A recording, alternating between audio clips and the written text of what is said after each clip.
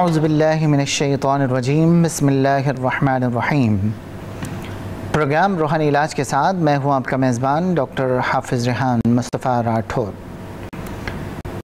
ناظرین کرام، آج ہم دعا اور تقدیر کے حوالے سے گفتگو کریں گے کہ وہ کون سی تقدیر ہے کہ جو دعا سے تبدیل ہو جاتی ہے، اور دعا کا مقام اسلام میں کیا ہے، قرآن مجید برہان رشید دعا کے حوالے سے کیا کہتا ہے، سرکار دو عالم صلی اللہ علیہ وسلم نے دعا کی اہمیت کس طرح بیان فرمائی ہے، اور پھر یہ جو دعائیں ہم مانگتے ہیں اس کی مقبولیت کا درجہ کیا ہے۔ آیا ہم نے یہاں پر ہاتھ پھیلائے اور وہاں پر اللہ ہماری دعاؤں کو مقبول کر لیا کرتا ہے، یا پھر ہماری دعائیں مقبول کیوں نہیں ہوتی ہیں؟ کیا کوئی ایسا پہر بھی ہے کہ جس میں دعائیں مقبول ہو جاتی ہیں؟ تو ان تمام سوالات کے جواب انشاءاللہ العزیز آج کے پروگرام میں شامل کیے جائیں گے۔ تو ابتدا ہم اگر کریں کہ اگر انسان جس کو کنسلٹنسی کہتے ہیں اور مشورہ کرنا کہتے ہیں، تو اس سے زندگی شیپ اپ کس طرح ہو سکتی ہے، تو اس سے پہلے کہ مفتیان اعظام کا میں ورڈکٹ لوں، میں چاہوں گا کہ پہلے آپ اس حوالے سے بات کریں۔ دیکھیں، مشاورت میں تو ہمیشہ عظمت ہے ہی، مشورہ آپ کریں۔ بعض اوقات ایسا ہوتا ہے کہ ہم اپنی زندگی کے پرسیپشنز کو یا زاویہ نظر کو اپنے حساب سے دیکھ رہے ہوتے ہیں، اور اتنا زیادہ دیکھ رہے ہوتے ہیں کہ ہمیں وہی صحیح لگتا ہے۔ بعض اوقات زندگی کے حقائق ہمارے زاویہ نظر سے بہت مختلف ہوتے ہیں، اور ہم غلط راستے پہ جا رہے ہوتے ہیں، اور ہماری سوچ کچھ اور ہوتی ہے، تو ہمیں وہ رزلٹس نہیں مل پاتے جو رزلٹس کا ہم توقع کر رہے ہوتے ہیں۔ پھر ہم بعد میں کہتے ہیں کہ ہمارے ساتھ کچھ ہو گیا ہے، کچھ کرا دیا گیا ہے، میں بار بار اس کوشش کو کرتا ہوں، وہ کامیابی نہیں ہوتی۔ تو کنسلٹنسی کا جو عمل ہے وہ یہ ہے کہ جب آپ اپنا پلان یا اپنی کوئی بات یا اپنی عادت کو کسی پروفیشنل کو بتائیں، چاہے وہ عالم ہو، چاہے وہ مفتی صاحب ہو، چاہے وہ ڈاکٹر ہو، تو وہ آپ کو یہ شیپ بتاتا ہے کہ یہ جو تم کام کر رہے ہو اس میں یہ چیزیں اس پلاننگ کے مطابق نہیں ہیں۔ اچھا وجاد، کئی مرتبہ ایسا بھی ہوتا ہے کہ جب آپ کسی پروفیشنل سے جا کے اپنے آئیڈیاز جا کے شیئر کرتے ہیں، تو اکثر و بیشتر یہ ہوتا ہے کہ جہاں آپ آئیڈیا شیئر کر کے دوسری جگہ پر گئے تو پتہ چلا آپ کا آئیڈیا جو ہے آگے کسی کو سیل آؤٹ کر دیا گیا، تو اس حوالے سے آپ کیا کہیں گے؟ دیکھیں، یہ تو پاکستان میں چیزیں ہوتی ہی ہیں۔ آپ یہاں تک کہ میرے ایک دوست ہے رائٹر، جنہوں نے ایک اپنا ڈرامہ کسی کے ساتھ شیئر کیا، اور انہوں نے بول دیا گیا پروڈیوسر صاحب نے کہ یہ ڈرامہ جو ہے وہ اتنا اچھا نہیں ہے، اور اگلے مہینے وہ ڈرامہ پوری کسی اور کاسٹ کے ساتھ آن ایئر بھی کر دیا۔ لیکن ایک بات میں آپ کو بتاؤں کہ جب آپ اپنے آئیڈیا کو خود سے ایگزیکیوٹ کرتے ہیں تو اس کی طاقت کچھ اور ہوتی ہے۔ دوسرا آپ کے آئیڈیا کو چوری کر لے گا تو اس کے اندر وہ طاقت نہیں آ سکتی، یا وہ فیلنگز نہیں ہو سکتی جو آپ کی تھیں۔ ٹھیک ہے، اگر کوئی چوری کر کے اسے فائدہ اٹھا رہا ہے تو اٹھانے دیں، لیکن ہم اپنے اس آئیڈیا کو یا پلان کو اپنے حساب سے پورا کریں، اور اس میں ہم اسلامی اسکالرس کو بھی شامل کریں اور سائنسی تحقیق کو بھی شامل کریں، تو میرے خیال سے پھر ہمارے پاس کوئی ایسی چیز بچتی نہیں کہ جہاں سے ہم نقصانات کو لے کے جا رہے ہیں۔ ٹھیک ہے مفتی صاحب، میں چاہوں گا کہ تھوڑے سے مراحل کس طرح ہیں تقدیر کے، اس کے حوالے سے بھی بات کر لی جائے کہ تقدیر کے مراحل کا، اور یہ بتائیے کہ ان مراحل میں دعا کی اہمیت کیا ہے؟ ہماری دعا جو ہے وہاں پر ہٹ کرتی ہے اور تقدیر کو جو ہے تبدیل کرنا شروع کر دیتی ہے۔ بسم اللہ الرحمن الرحیم۔ دیکھیں، یہ دو باتیں ہیں، ایک ہے تقدیر کے مراحل اور ایک ہے تقدیر کی اقسام۔ دعا جو ہے وہ دونوں میں ہی جو ہے وہ انٹرفیئر کرتی ہے۔ تو پہلے میں تھوڑا مراحل کے بارے میں تھوڑی سی روشنی ڈالتا ہوں کہ مراحل جو ہے نا وہ چار ہیں قضاء و قدر کے۔ ایک تو ہے علم الہی، اللہ رب العالمین جل مجدہ کا علم۔ یہ جو علم الہی میں جو چیز ہے، جو تقدیر الہی جسے کہا جاتا ہے، یہ تو تبدیل نہیں ہو سکتی، کسی قسم کی تبدیلی کی ترمیم کی گنجائش نہیں ہے، اس کو دعا ہٹ نہیں کر سکتی۔ اور بعض جو ہے تفاسیر میں یہ ہے کہ وَعِندَهُ ام الکتاب سے مراد یہی ہے، اللہ کے پاس جو ام الکتاب ہے یعنی علم الہی۔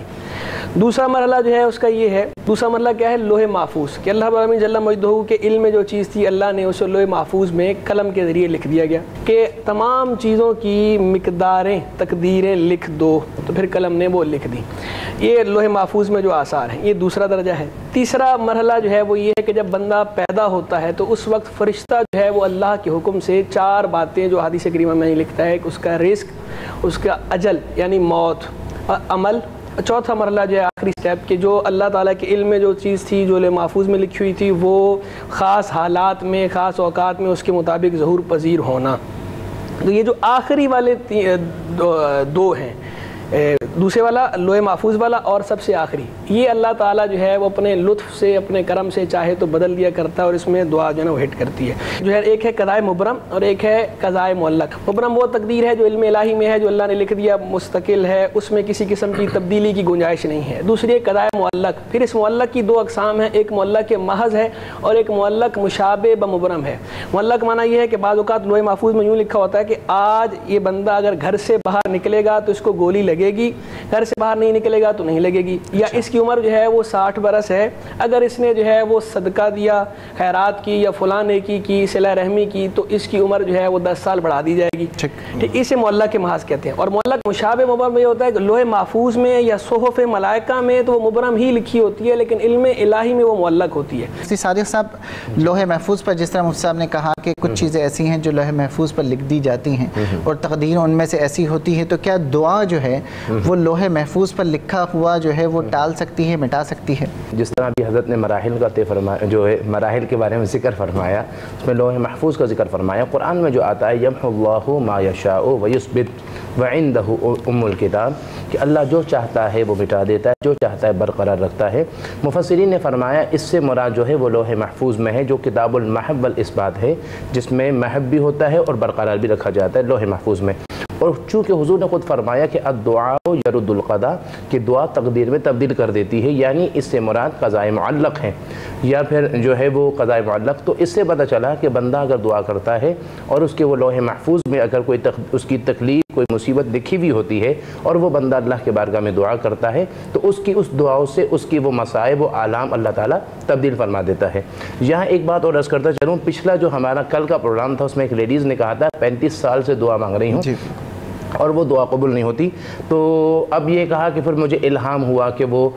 کہ یہ میرے حق میں بہتر نہیں تھا۔ تو مجھے یہاں یاد آیا کہ ایک شاہ صاحب تھے، ایران سے آئے تھے ملنے کے لیے، یعنی ایران سے کراچی آئے ہوئے تھے، تو مجھ سے ملاقات کی۔ انہوں نے کہا 20 سال سے میں ایک دعا کرتا تھا اور وہ دعا قبول نہیں ہوئی۔ کہا 10 دن پہلے میں شکر کر رہا ہوں کہ اللہ کا شکر ہے کہ اللہ نے میری دعا قبول نہیں کی، اگر دعا قبول ہوتی تو میں ہلاک ہو جاتا۔ اچھا، میں نے کہا کیا دعا تھی شاہ صاحب؟ تو کہنے لگے نہیں حضرت یہ نہیں بتانا۔ تو پتہ چلا کہ بعض دفعہ دعائیں بندہ جو مانگتا ہے اس کے حق میں بہتر نہیں ہوتی تو اللہ قبول بھی نہیں فرماتا۔ ٹھیک ہے،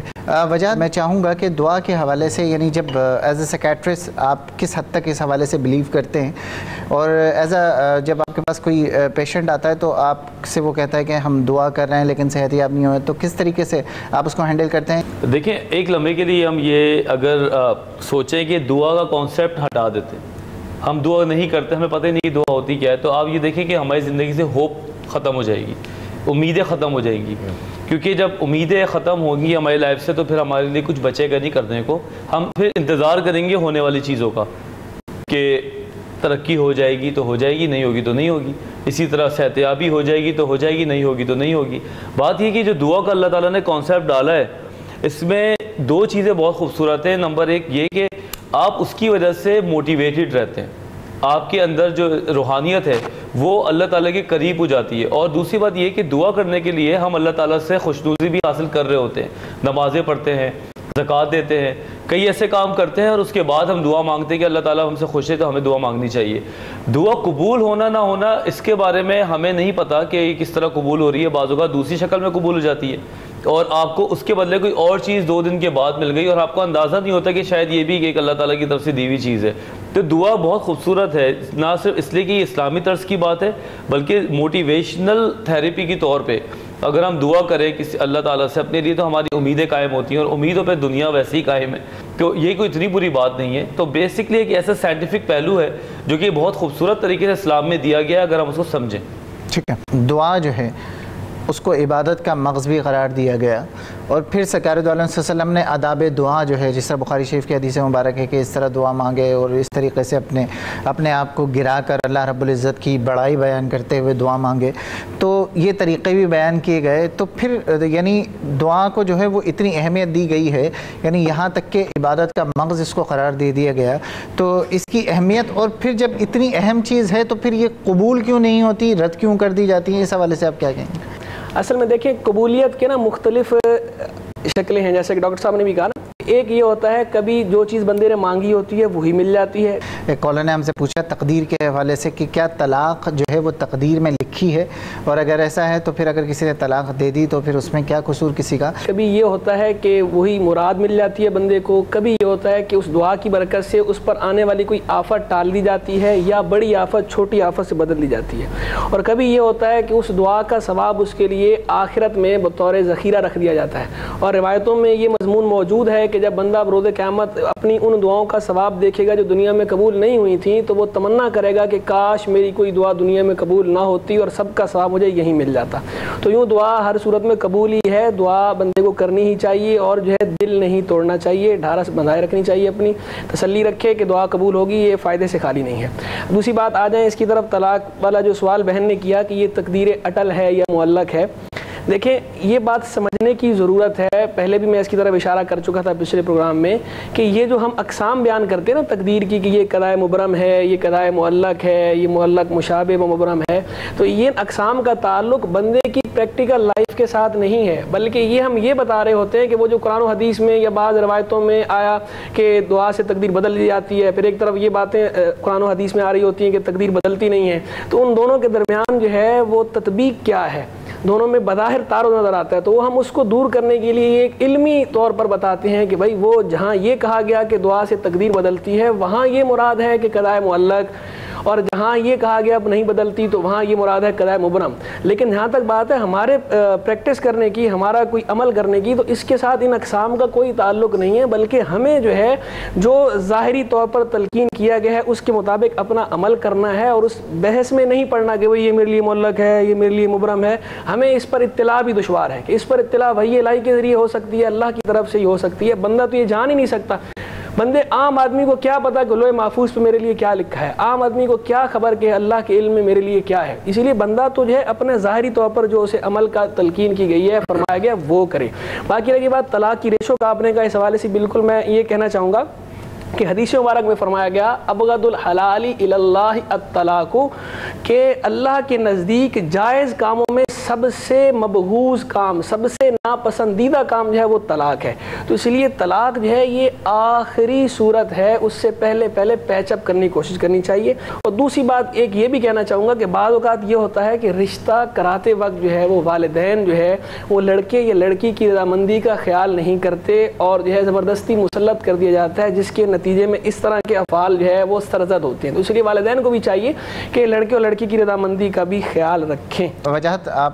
طلاق کے حوالے سے جو گفتگو؟ دیکھیں بات یہ کہ ہمارا جو معاشرہ ہے وہ تھوڑا سا بھی اپنے آپ سے باہر آ گیا ہے، ہم نے ویسٹرن کلچر کو بڑا اپنانے کی کوشش کی ہے اور پوری طرح وہ بھی نہیں اپنا سکے ہیں اور اپنے کلچر کو بھی بھول گئے کہ ہم عورت کے رائٹس کی بات کرتے ہیں، جو کہ بہت اچھی بات ہے، وہ تو ہمارے زمانہ اسلام سے چلتے ہی آ رہا ہے، لیکن ہم نے اس کو ذرا غلط طریقے سے اپنانا شروع کر دیا، رائٹس کو بدتمیزی کا ایک زمرے میں ڈالنا شروع کر دیا ہے۔ عموماً جو میرے پاس پیشنٹس آتے ہیں یا کلائنٹس آتے ہیں جن کی ڈیورسز ہیں یا سیپریشن ہے، ان میں سب سے زیادہ چیز جو میں نے دیکھی وہ یہ دیکھی کہ عورت جہاں پہ ترقی کر رہی ہے وہاں پہ اپنے گھر والوں کو یا اپنے گھر کو لے کے نہیں چل پا رہی آف کورس نہیں چل، اور یہ اس میں کوئی بہت بڑی بدتمیزی نہیں ہے، ہم یہ کہہ سکتے ہیں کہ you don't know how to run your family beside your organization اور یور کیا کہتے ہیں کوئی بھی ایک چیز، تو یہاں پہ سیکھنے کا عمل تھوڑا سا کمی نظر آتی ہے۔ یہ بتائیے کہ جو دعا ہے، جو اکثر و بیشتر لوگ کہتے ہیں کہ ہم دعائیں مانگ رہے ہیں، جس طرح لاسٹ پروگرام میں ہمیں کہا تھا سسٹر نے کہ 35 سال سے دعائیں مانگ رہی تھی، قبول نہیں ہوئی، تو یہ بتائیے کہ کیا دعا کے لیے ہمیں